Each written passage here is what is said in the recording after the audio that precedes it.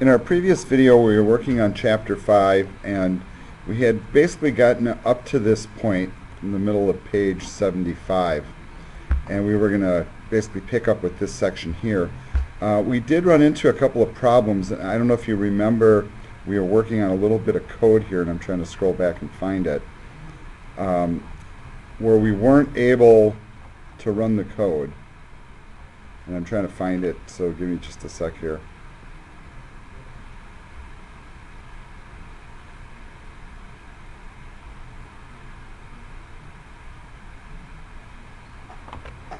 Yeah, I think we were stuck right here somewhere, and I think when we were trying to put this in, we were getting problems with this particular command here.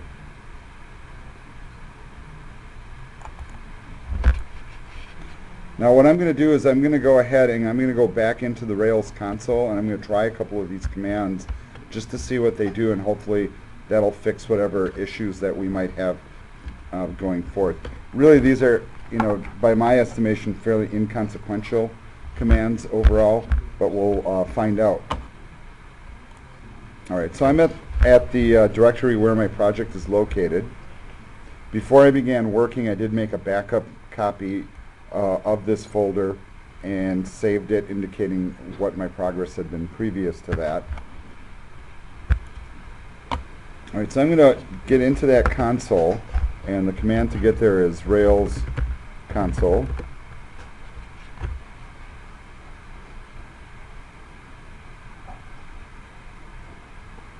And give it a second to load up.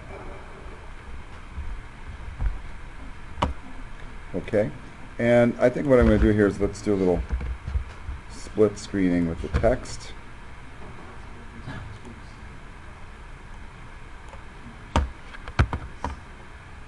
And the command that I'm going to run right now is this one here.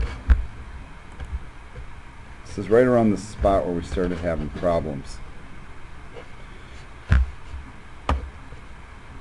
All right, now if you remember what this command does, it's going to basically take the articles and order them by the published at field, and you can see it ran the SQL command, and it did exactly just that. It put everything in order. Now it's the next step that I think maybe got us stuck, and maybe those of you here in the classroom or online can jump in and refresh my memory. But I think we had a problem basically with this whole command. And I think the issue was that we were copying and pasting all of this. So I'm actually going to do that, and I'm going to go back to Notepad++ because I'm just basically testing a theory here.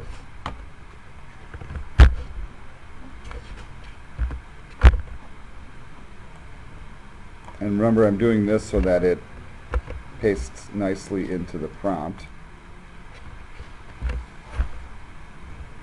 And if I'm not mistaken, that's where the error came in.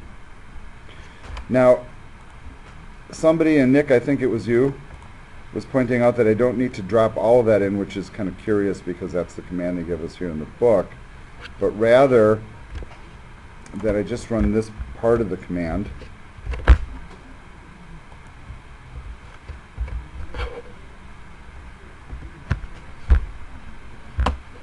And then you can see that it actually outputs all these timestamps. Then in addition, it does create basically this array of hashes here, and seemingly is working now. So this is actually what I would call maybe a little bit of a mistake in the book, and you can see what I'm going to do here.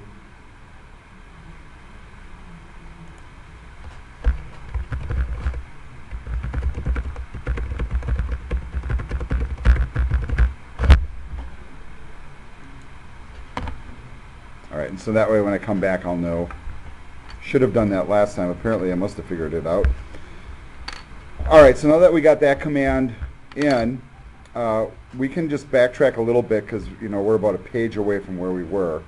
Let's go ahead and type in these commands one more time.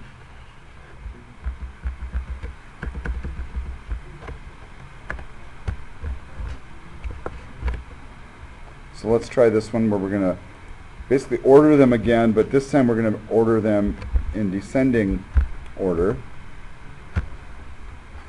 So it basically shuffles them. And then once again we're going to take a look at what's there. Now once again we're only going to run that part of the command. We're not going to run the whole thing. I'll do that highlight here too.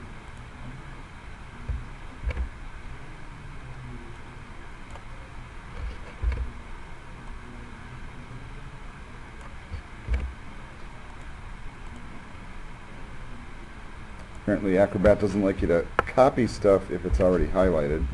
So I'm going to run that command. And once again, you can see all the timestamps being reorganized.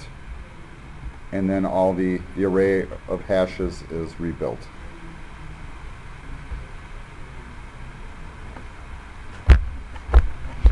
Alright, I know we tried this command and it successfully worked, but no harm done in doing it again. And this one is basically the finding part of it.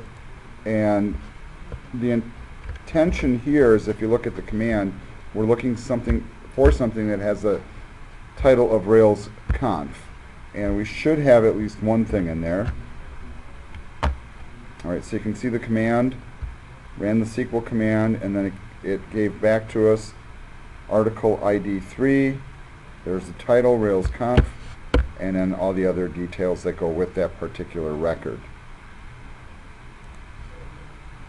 Now keep in mind too that this one here also says first at the end, and we also have our next command, which is looking for all of them, and I think we did this one as well. So I'm just going to replace first. Well, isn't that interesting? Alright, let's run it.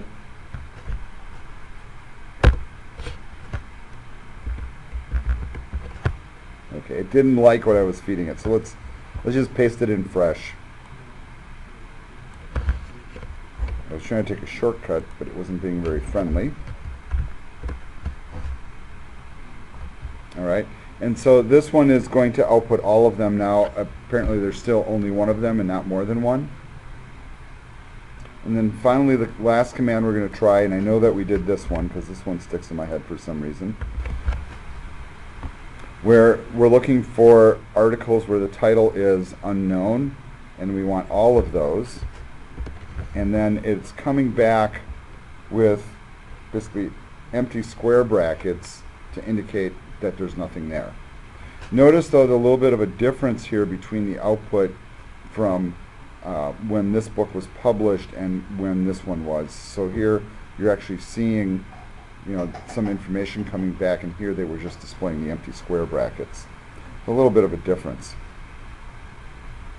Alright, so now that we're officially caught up, we're going to continue on with what we're doing. And we're going to basically learn the update part of what we're working with a record. And of course that's going to be working with something that already exists and then changing the content or editing it, if you will. Alright, so we're going to do this whole series of commands here. I'm going to try to copy paste them.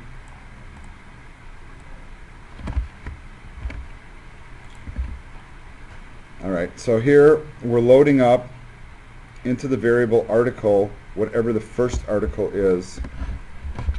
And you know, as we're working, I'm going to actually bring up that one tool that we were using, the SQLite browser. And the reason I'm going to bring this up is just so that we can look at the stuff in the database and make sure that when we're doing queries and deleting stuff that indeed it's going away. So let's go ahead and find that database. If you remember, I was demonstrating this tool last time.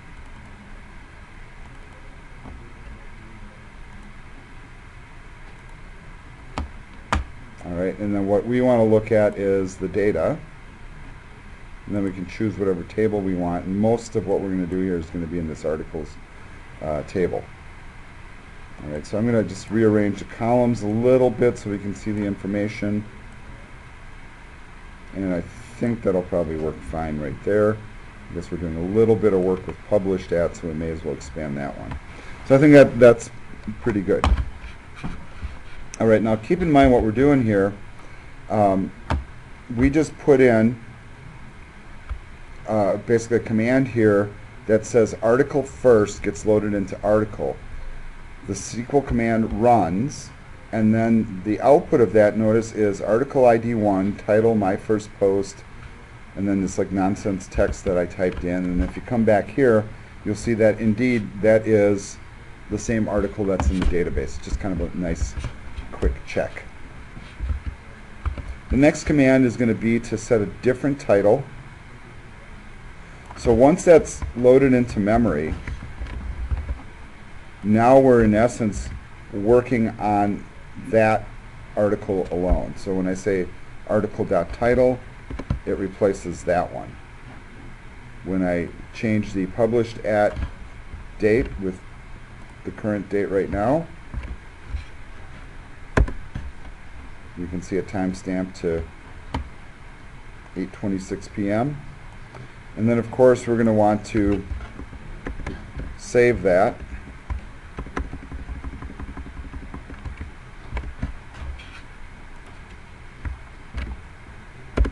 And then it gets written to the database. Now I'm going to go back to the SQLite browser, and I'm going to do a refresh here, and you can see that it did indeed change. I didn't change the body, but I did change the title, and I did change the published at date, and you can see that it's listing a time here.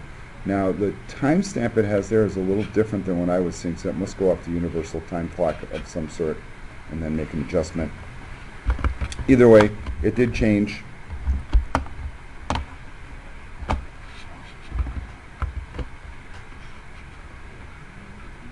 All right, and then the next command that they're going to have us do is this one. So now we're loading, once again, the article that is in the first position. We're going to load up the same article. So now it's loaded into memory.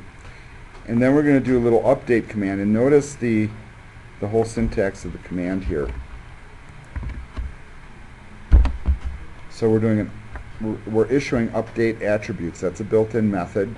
And then it's just going to go through and in a combination fashion change the same two fields in the same record, but doing it all in one fell swoop using just a slightly different syntax.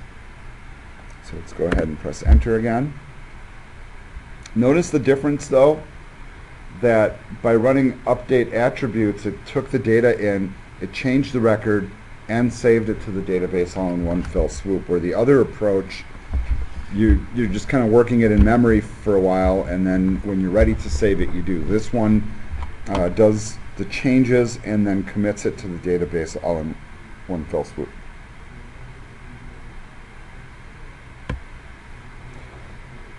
All right, so we've worked with creating stuff, updating stuff, retrieving stuff, and now we're working on that D of the CRUD, which is the delete or destroy. And technically it's really both, if you want to get particular about it. But here they're going to show us how we can go ahead and actually remove stuff from the database. So what I'm going to do here is I'm going to copy this first command. This first command, once again, like we were doing in the previous steps, it's going to load the article that's the last one in the database. So it's going to be this one here. And it's loading it into memory in a variable called article. And then you can see, indeed, it's the one that I was pointing out.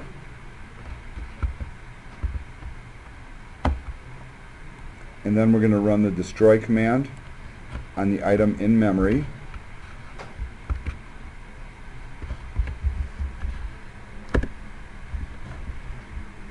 All right, and you can see the SQL command once again, and the command that it issues to actually do the delete. Notice the color coding. It's kind of interesting because it shows you that, I guess potentially can be destructed because you're using a destroy command, but you are removing stuff from the database, so it is indicating that.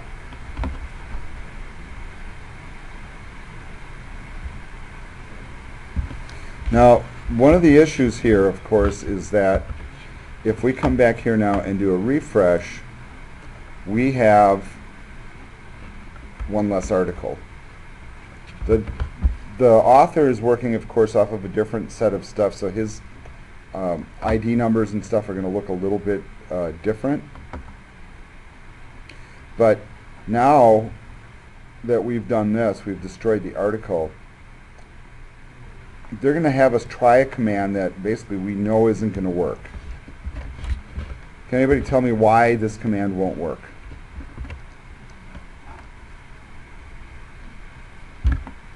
Well, the answer basically is that, see the delete? We loaded up that article, we did a destroy, and now we're running a method on it, location, which is going to try to pull up that field, but we've already destroyed it, so it's not in memory, so it is going to throw an error, and you can see it throws quite an error. You know, and they don't really indicate here that it's going to be a whole page full, but it is a whole page full. Just basically it's not there to do anything with it. All right. Now the other thing that you can do is you can run this command, and this will destroy the article a little bit more efficiently.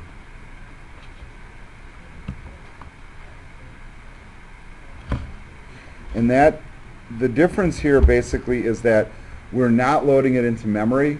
We're going directly to the table and pulling it out there.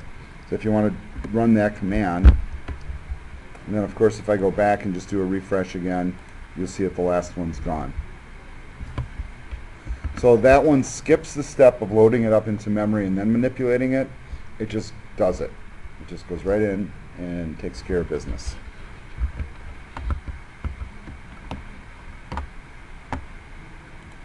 Another thing you can do here is you can run the command selectively.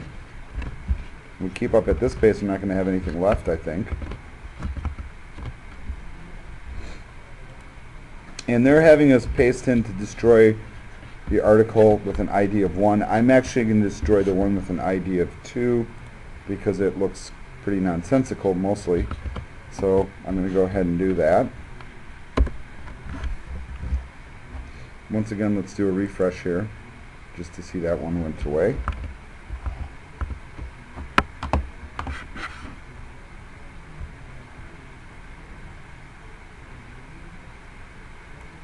A few different things you can do here. Here they're giving you an example of being able to destroy basically, you know, by virtue of declaring an array, multiple items. So let's go ahead and do that. Oh, it didn't like that one. So let's figure out why. Ah. But if I destroy, oh yeah, it's not there anymore, is it? So the one with an ID of 2 is gone. Maybe I could do 3 and 4, or 1 and 3. Let's do 1 and 3.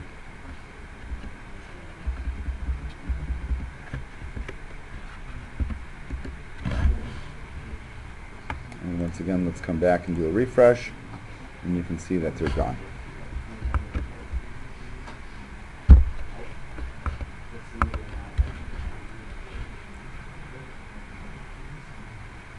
Everybody getting that to work okay?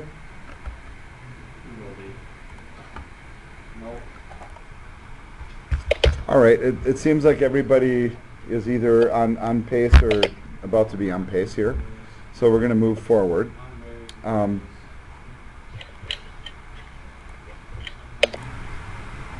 All right, now if you're like me and a couple people in the room here, you're probably deleting so much stuff that you're pretty much clearing out your database, so you might get to the point where some of these don't run, or that they don't run with the ID numbers that you have present. And the thing that we did here just now, is somebody who wasn't running this tool in the background, is basically we were trying to figure out how do we know which articles are left. And we just typed article as a command, right? And that gives you all the information about the article class. And then we did article that count. Tells us we have 2. Same thing I'm seeing on that other screen. And what was the other command we typed? Article, remember the third one. .all. We typed article.all. And that showed us all the articles. And we were also able to see that there was article ID 4, ID 5, and that matches up with what we have here. All right, let's move on. Now, obviously, we're not going to be able to do all of these. This one will actually work for me because I do have an article 4, so I'm just going to run that one.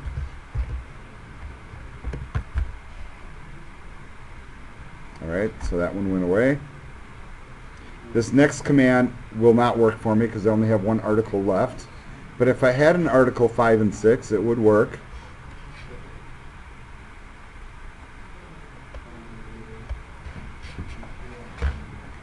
Now, is there a way that I could create an article, you guys, that I could then delete right away? Let's see if we can remember some of your skills here. So, I think you want to.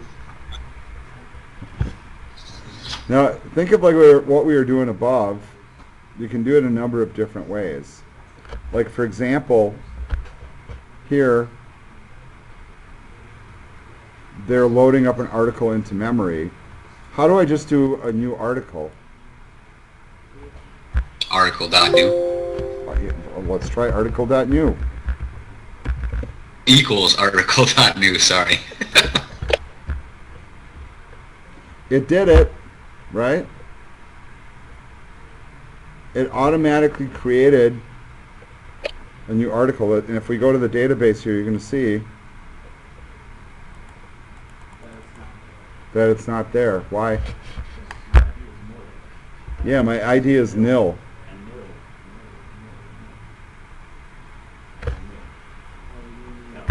Could I do something like this?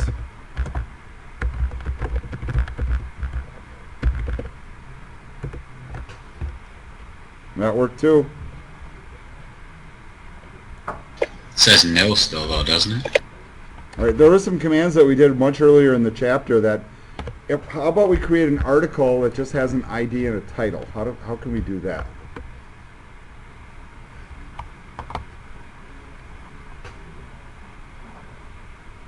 All right, I'll put it out as a challenge question and I'll give you guys a couple minutes to figure it out.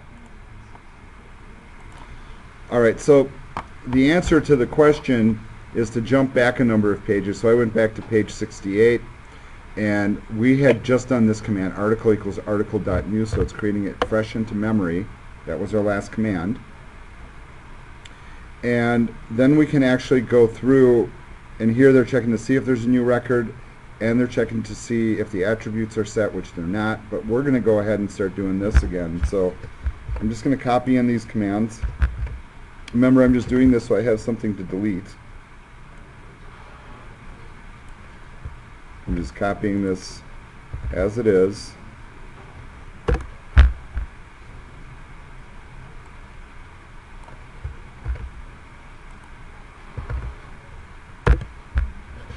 And then we go back to our browser here.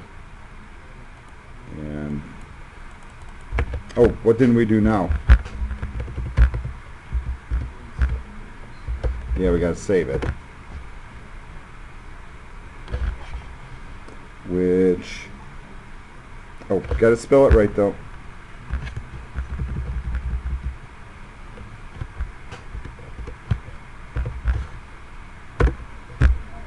Alright, so now it should pop up in the database. Notice, even though those other IDs are gone, it still increments wherever it left off. So it started with 8.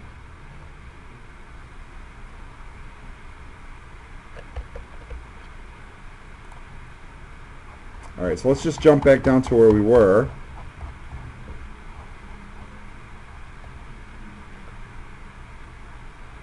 working on this here. So I'm not going to go ahead and do this one because that will defeat doing this one. But you can see that this here, this command, should give us actually the exact same result because it says article delete all published at less than 2011, and none of them should fall into that category, so indeed we get a response of 0. Alright, we're in the home stretch here for this chapter. One of the things that we haven't really worked on much here, and this is some of the stuff that we're going to be attempting in the next chapter and the coming chapters, is what happens when you're working with information and you're pulling the information from a form, and from that form you need to populate certain types of fields that might either be numeric or date time or a string, and then you know, basically if you're creating something you need to have that stuff present. So really what's going on with this little section here is they're going to have us look at this app models article RB file. So go into your folder structure. You should pull up a folder window. And this is under models. And this is just a Ruby file. And you can see inside that Ruby file there's a directive that says validates presence of title and body. So what this basically means is it's checking to see that there's a title for the article and that there's a body for the article. Otherwise there's kind of like not much of a point to have an article, right? Those are kind of two essential components. So this would be the equivalent of doing like checking with JavaScript to make sure that a form field is filled before you process the form. So that's intrinsic, and the reason that we do that is just to make sure that, you know, we're doing things logically and that we're not breaking the way the data is going into the database. All right. Now the question is, how do they figure out that there is a problem like that? And basically, when you create an article, and if you guys want to do that, just follow along with these commands. So article.new again, and as you can see it spits back basically an empty structure, and then they want us to put in this command here, articles, or article.errors any question mark, and there aren't any. Now if we were to go ahead and do what their next command is, which we're going to save an article that we put into memory that is in essence empty, notice what happens. It tries to do the transaction. It tries to take that data, whatever it might be, and write it, but then it realizes that it can't do anything, so it begins the transaction and then it just stops and rolls it back, recognizing the fact that you can't really do it.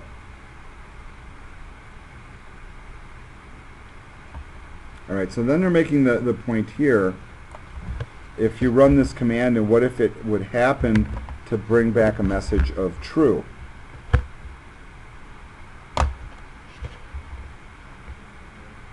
So then what you do is you can run this other command,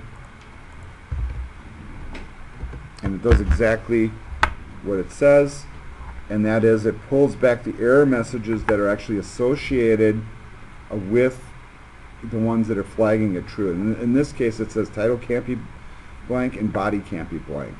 Now you'll probably ask yourself, like, okay, well, I didn't type that text in, how is it being generated?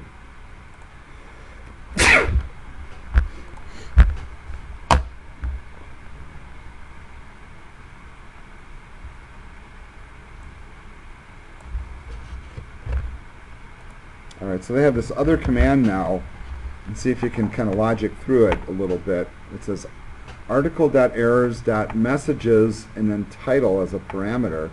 So what's happening is it's realizing that the only possible error message that could be generated by this file is to see if title is present, and then the system, meaning Ruby itself, realizes that the only message that could be generated by some predetermined code is the fact that it can't be blank, because we have that directive that says validates presence of, and that tells it that this is the error message that goes with. So if I look for the error messages associated with title, it'll say can't be blank, because that one needs to have something present in order for it to not throw an error. I want to try this one too. I would think that with this you would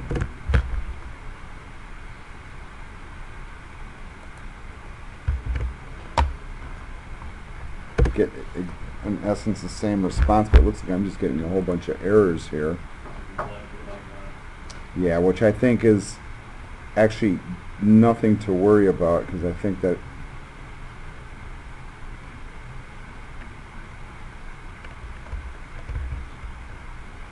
yeah, I'm guessing what's going on here is maybe the syntax has changed between versions, and I'm kind of reading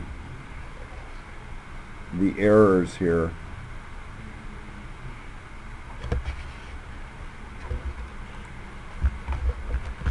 So let's try the one that follows. Okay, that one worked fine.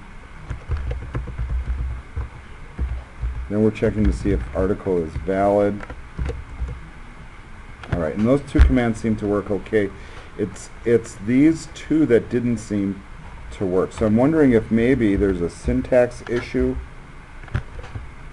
I mean, it should be colon title, but I'm just taking a stab in the dark here. And that doesn't work either. So what I'm going to do is go to the SQLite browser. I'm just validating the name. I mean, it is title.